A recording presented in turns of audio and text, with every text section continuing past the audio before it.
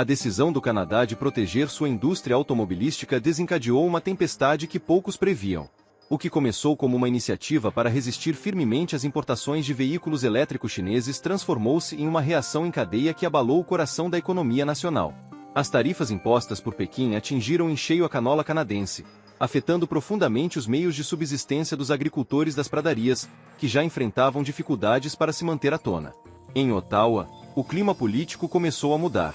O primeiro-ministro Mark Carney passou a sinalizar uma possível mudança de postura, enquanto a ministra das Relações Exteriores, Melanie Joly, enfrentava crescente pressão pública. Tanto agricultores quanto montadoras exigiam respostas concretas. A dúvida passou a dominar o debate. Essa guerra comercial reescreveria o futuro do Canadá ou forçaria o país a um acerto de contas para o qual ninguém estava preparado? A aposta comercial, que começou com confiança, terminou em uma crise que se espalhou por dois dos setores mais vitais da economia. No fim de 2024, Ottawa impôs uma tarifa abrangente de 100% sobre veículos elétricos fabricados na China, numa tentativa de garantir às montadoras locais espaço para respirar em um mercado cada vez mais dominado pela expansão chinesa. O objetivo inicial era simples: proteger os fabricantes canadenses tempo suficiente para que pudessem ganhar impulso na corrida global pela eletrificação. Os formuladores de políticas argumentavam que o sucesso chinês dependia menos da inovação e mais dos subsídios governamentais.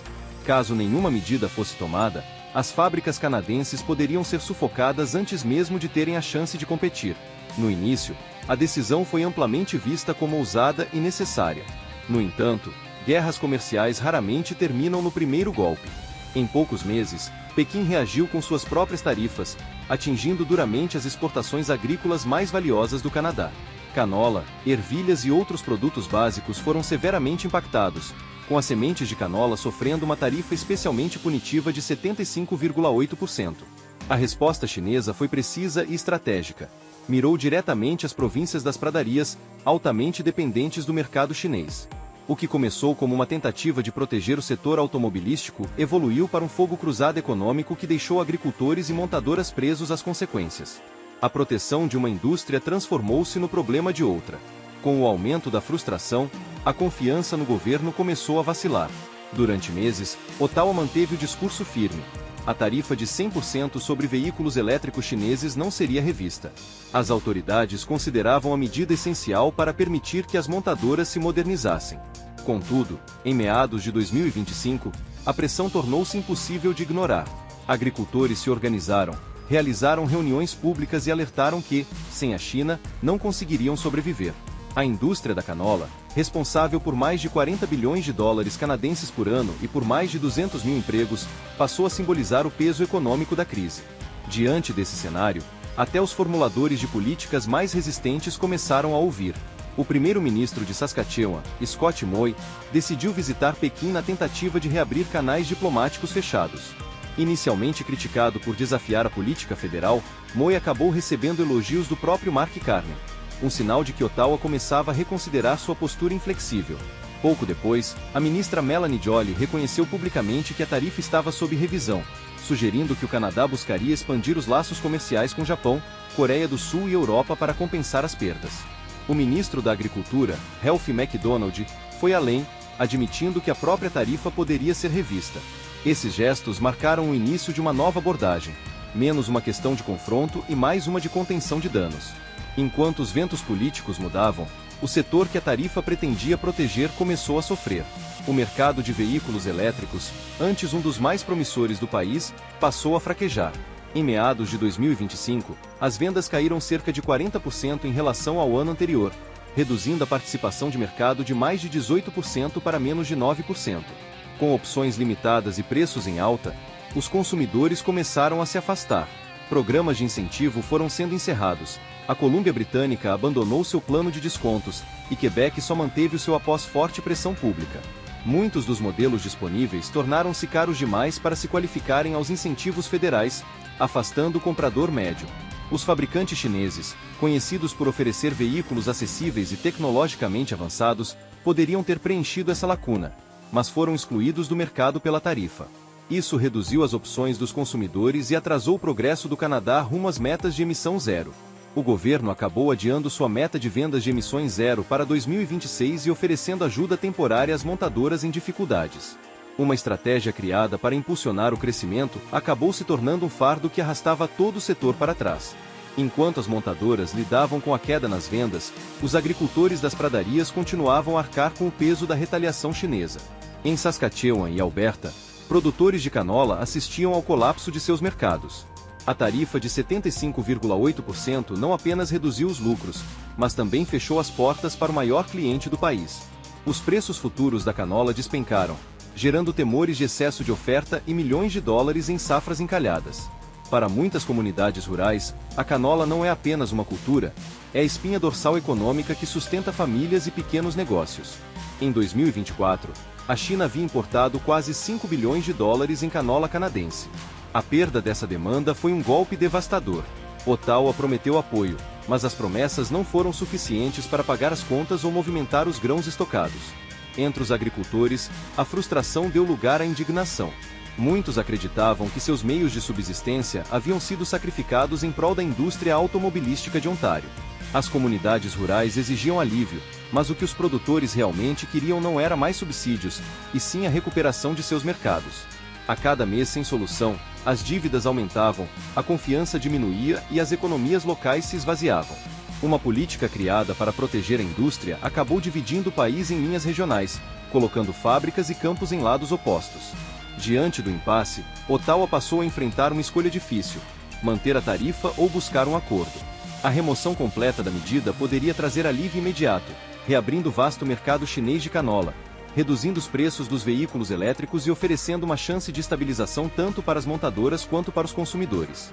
A mesma medida que pretendia proteger a indústria automobilística canadense trouxe riscos políticos e econômicos consideráveis. As montadoras nacionais, já pressionadas pela concorrência de fabricantes americanos e asiáticos, temiam uma inundação de importações baratas. Por outro lado, manter o status quo representava o risco de perdas ainda maiores para o setor agrícola e de uma crescente desconfiança quanto à capacidade do governo de gerir a política comercial do país. Diante desse impasse, surgiu uma opção intermediária: uma reversão parcial combinada a uma estratégia de diversificação. O Canadá poderia reduzir tarifas sobre categorias específicas de veículos elétricos, enquanto negociavam melhor acesso para suas exportações agrícolas. O alívio tarifário também poderia ser usado como instrumento de negociação, exigindo compromissos das montadoras chinesas de investir em unidades de produção canadenses, transformando uma crise em oportunidade de geração de empregos e fortalecimento tecnológico. A ministra das Relações Exteriores, Melanie Joly, sugeriu essa direção, destacando que qualquer concessão deveria trazer benefícios tangíveis para a economia canadense. A estratégia envolvia riscos, mas oferecia equilíbrio: veículos elétricos mais acessíveis, comércio agrícola revitalizado e novos investimentos industriais. Ainda assim, os desafios políticos permaneciam. Os sindicatos da indústria automobilística de Ontário temiam que a abertura a concorrentes chineses ameaçasse empregos locais, enquanto céticos duvidavam da confiabilidade de Pequim como parceira de longo prazo. Críticos acusavam o governo de ceder à pressão, mas as recompensas potenciais eram difíceis de ignorar. A retomada do comércio poderia levar rapidamente a renda agrícola, e um mercado de veículos elétricos mais competitivo poderia impulsionar a inovação e restaurar a confiança dos consumidores. Cada escolha, no entanto, trazia consequências próprias, e qualquer erro de cálculo poderia redefinir a identidade econômica do Canadá nos próximos anos. O país encontrava-se, portanto, em uma encruzilhada decisiva. Manter a rigidez tarifária significava preservar o orgulho político, mas também prolongar uma crise que afetava trabalhadores de diversos setores.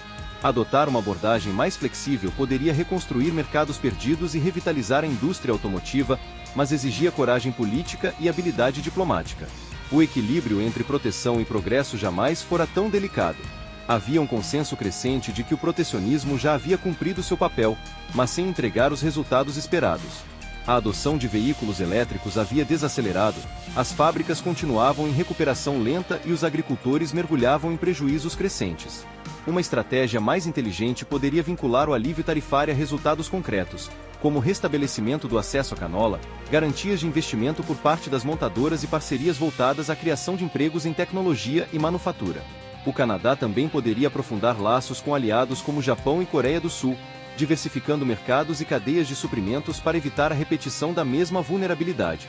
Se bem administrado, esse momento crítico poderia transformar uma disputa comercial turbulenta em uma política industrial de longo prazo, fortalecendo tanto as fazendas quanto as fábricas do país.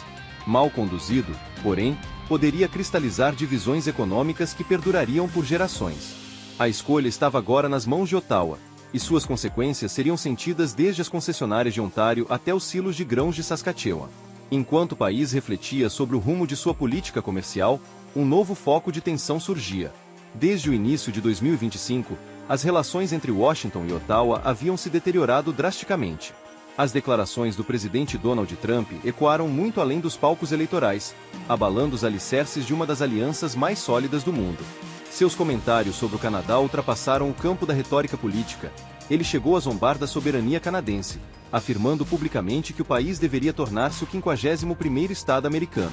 Poucas semanas depois, seu governo impôs uma tarifa punitiva de 35% sobre quase todas as exportações canadenses, não como ferramenta de negociação, mas como retaliação direta. O pretexto veio acompanhado de acusações de que o Canadá não teria contido o fluxo de fentanil que chegava às ruas americanas, apesar de as próprias autoridades dos Estados Unidos reconhecerem que a origem do problema estava muito além das fronteiras canadenses.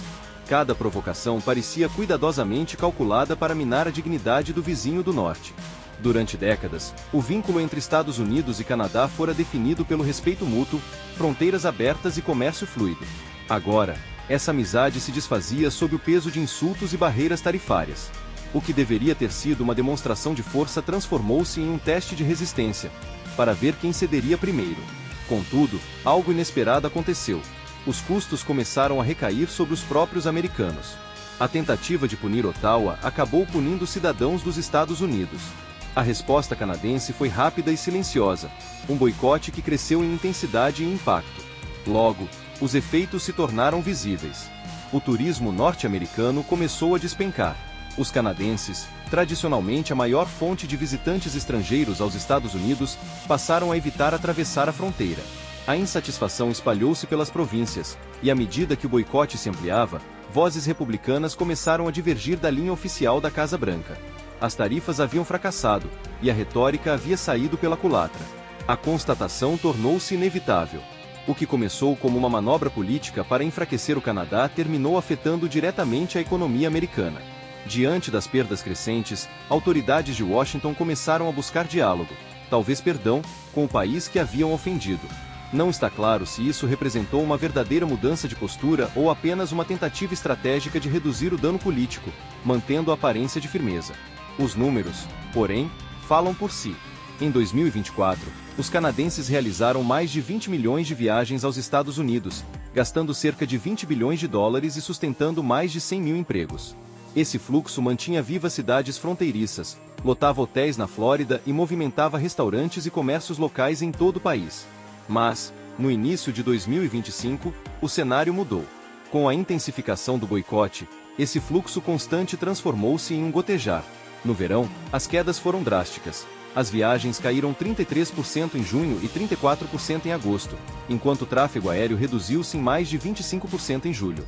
Cada porcentagem representava milhares de quartos vazios, caixas fechados e salários perdidos, um impacto comparável ao colapso da indústria turística de um estado inteiro. Os Estados Unidos tentaram punir o Canadá com tarifas e retórica hostil. No fim, acabaram punindo a si mesmos.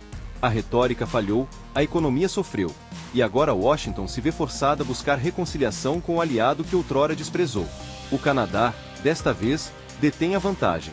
E os Estados Unidos carregam o peso da culpa. Até que essa dinâmica se altere, o silêncio na fronteira continuará dizendo mais do que qualquer discurso vindo de Washington. E você, o que pensa sobre isso? Deixe sua opinião nos comentários. Para continuar atualizado, veja o vídeo a seguir, tenho certeza que será perfeito para você.